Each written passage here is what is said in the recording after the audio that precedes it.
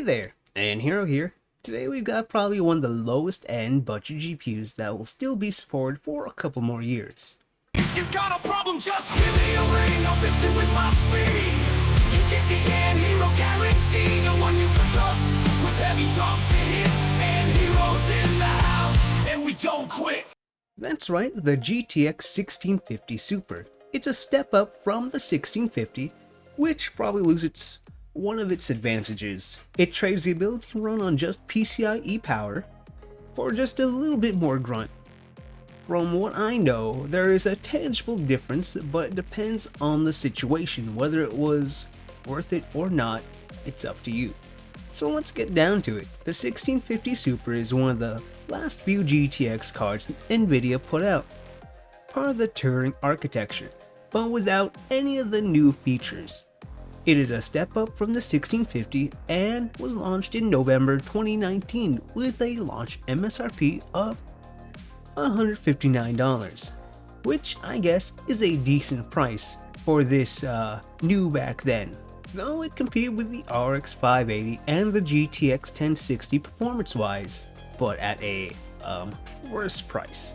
So for the basics, it has 1280 CUDA cores with a base clock of 1530 MHz with a boost clock of 1725 MHz. It has a memory clock of 1500 MHz, all on a 128 memory bit bus. Like its non-super variant, it has just 4 gigs of VRAM, which once again is probably enough for most esports games even today. Usually needing a 1x6 pin power connector, this version of the card isn't as power efficient as the non-super version, meaning you can't just slap this in any old PC. With a TDP of just 100 watts, Nvidia suggests a PSU of 300 watts. Just be mindful and make sure it's a quality 300 watt PSU. Today's variant is the EVGA 1650 Super.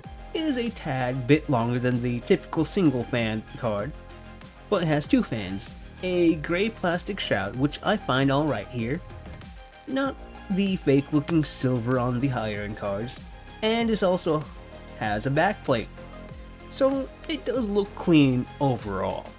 Like always, we'll be testing this card on the budget test bench, the MSI Mag B550 Gaming Plus motherboard, Ryzen 5 5600 with 16 gigs at 3200 MHz. First off, we have the synthetic benchmarks. For Firestrike, we have 11,307, Time Spy 4,896, and Steel No Bad 725. On to the gaming benchmarks. Hey guys, before we start the video, I need to make some money, and with that said, check out Poggers at PoggersLifestyle.com, a fun brand featuring everyone's favorite Pepe Frog, offering worldwide shipping and is family ran and operated. You can get their flavors for energy or simply just hydration from things like watermelon, mango, and raspberry, or even that American classic Rocket Pop. Yes, just like the popsicle. They also include a few options to help sleep. Hopefully they bring back a personal favorite flavor of mine, Cream Dream. It's orange, guys. Don't make it weird. You can also get Poggers brand shakers and even bundled deals at a great price. Anyway, use my affiliate link down below or use code POGHERO at checkout to save 10% off your order. So live that Poggers lifestyle. So let's get on with the video.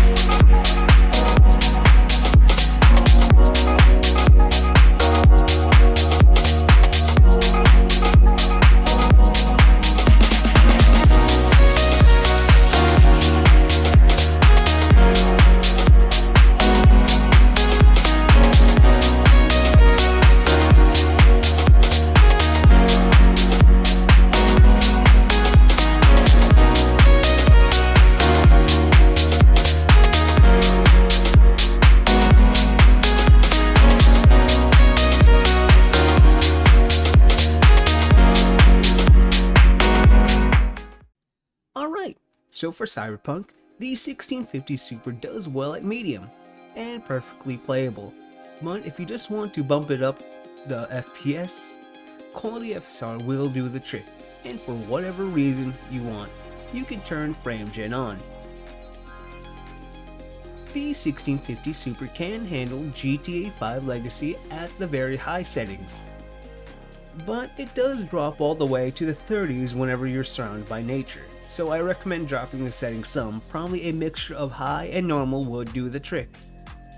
So ideally for hero shooters or just esports in general, you want to be at least 60 FPS, so I suggest either dropping the game to low or even turning on upscaling like balanced performance, even perhaps frame gen if you need a little bit more. Alright, so we know Wilds isn't the most optimized title and has many things working against it, but let's see if we can cheat ourselves to a more acceptable FPS.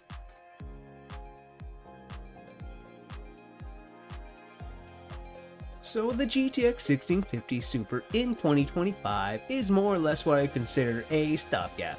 Something to launch and play most modern games, even has to be at low and plenty of upscaling.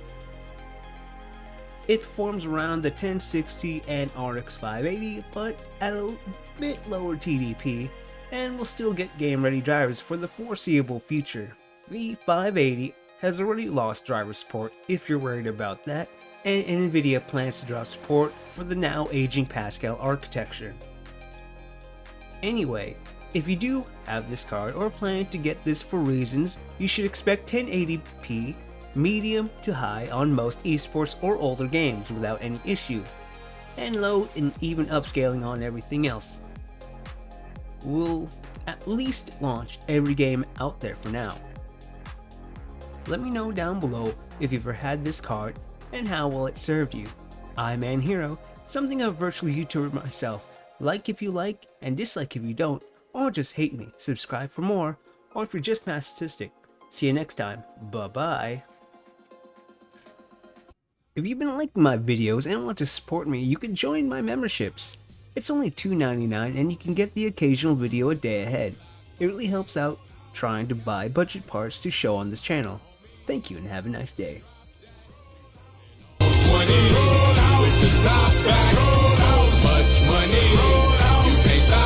Where'd you get that platinum chain with them diamonds in it? Where'd you get that Magnum Benz with them windows tinted? Who them girls you be with when you be riding through? Man, I ain't got nothing to prove. I paid my dues, breaking the rules and shake fools while I'm taking the cruise. Tell me who's your weed man and how do you smoke so good? You's a superstar, boy. Why you still up in the hood? What in the world is in that bag? What you got in that